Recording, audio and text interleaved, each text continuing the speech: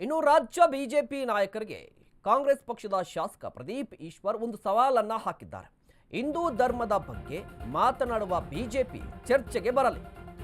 ಪ್ರದೀಪ್ ಈಶ್ವರ್ ಸವಾಲಿದು. ಬೆಂಗಳೂರಲ್ಲಿ ಕಾಂಗ್ರೆಸ್ ಶಾಸಕರ ಸವಾಲು. ನಮ್ಮ ಧರ್ಮದ ಬಗ್ಗೆ ಬೈದ್ರೆ ನಮಗೆ ಕೋಪ ಬರುತ್ತೆ, ಬೇರೆ ಧರ್ಮದ ಬಗ್ಗೆ ಬೈದ್ರೆ ಅವರಿಗೆ ಕೋಪ ಬರೋದಿಲ್ವಾ?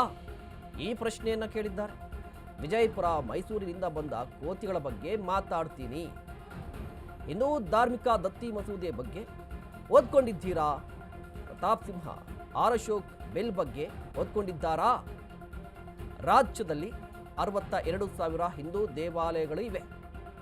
ನಾವು 50,000 ಅರ್ಚಕರ ಕುಟುಂಬಗಳಿಗೆ ನೆರವನ್ನು ಕೊಡ್ತಾ ಇದ್ದೀವಿ. ಪ್ರದೀಪ್ ಈಶ್ವರ್ ಅವರ ಹೇಳಿಕೆ ಇದು.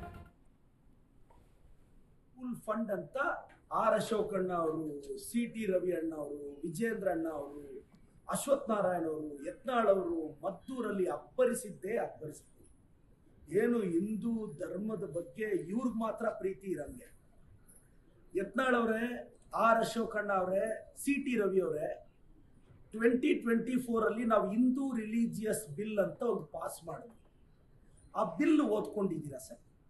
ಹಿಂದೂ ರಿಲಿಜಿಯಸ್ ಬಿಲ್ ಅಲ್ಲಿ 1 ಕೋಟಿಗೂ ಆದಾಯ ಹೆಚ್ಚಿರೋ ಟೆಂಪಲ್ಸ್ ಇಂದ ಒಂದಷ್ಟು ರೆವಿನ್ಯೂ ಕಲೆಕ್ಟ್ ಮಾಡಿ ಅದನ್ನ ಕಾಮನ್ ಪೂಲ್ ಫಂಡ್ ಅಂತ ಒಂದು ಫಂಡ್ ಮಾಡಿದ್ವಿ.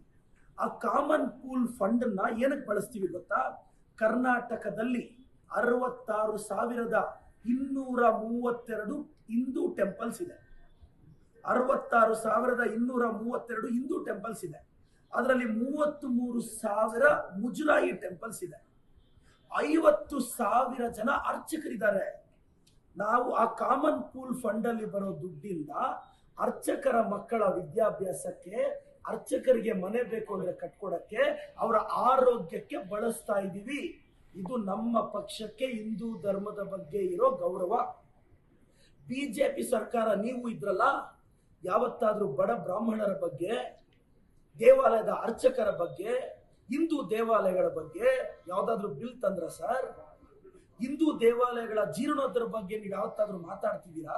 ಹಿಂದೂ ಧರ್ಮದ ದೇವಾಲಯಗಳ ಬಗ್ಗೆ ಯಾವತ್ತಾದ್ರೂ ಮಾತಾಡ್ತಿದ್ದೀರಾ? 66,000ಕ್ಕೂ ಹೆಚ್ಚು ದೇವಾಲಯಗಳಿದೆ.